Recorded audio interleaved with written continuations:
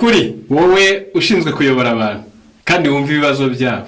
Matayo 7:12 haranditswe ngo nuko ibyo mushaka ko abantu babagirira byose aba ari byo mubagirira namwe, kuko yo ariyo mategeko n'ibyahanuwe. Uwo muturage umubone nka so, umubone nka nyoko cyangwa umuvandimwe. Niba kandi uri no muri babandi badakunda ababyeyi n'abavandimwe babo, uzamubone nkawe ubwawe wagize ikibazo ugiye gushaka ubufasha cyangwa serivisi kubakuruta. Wibarangarana, wiba nka wa mucamanza uvugwa muri Luka 18 umurongo wa 1 kugeza ku wa 5, utarakundaga Imana kandi ntiyite ku bantu.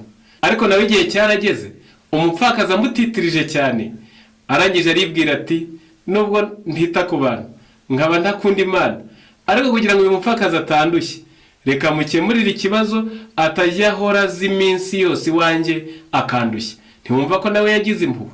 Gira impuhwe weho wita ku bantu, gira impuhwe weho ushinzwe kuyobora abantu. Irindi impongano mu mubwiriza igice cya 7 umurongo no wa 7 Bibiliya ivuga ko impongano zica ubwenge. Naho mu Migani 17 umurongo wa 23 Bibiliya ivuga ko impongano burya zakirwa n'abanyabyaha ngo maze zikabatera kugoreka imanza. Icyakora nanone hari amagambo meza ari mu Migani 15 umurongo wa 27 avuga ko uwanga impongano azarama. Umva ukuri, jya wita ku bantu.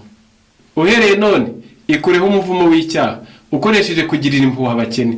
Byanditse muri Daniyeli igice cya 4 umurongo wa 24. Wowe ushinzwe kuyobora abandi, jya ugira impuhwe kandi wumva ibibazo byabo, umva ukuri, jya wita ku bantu.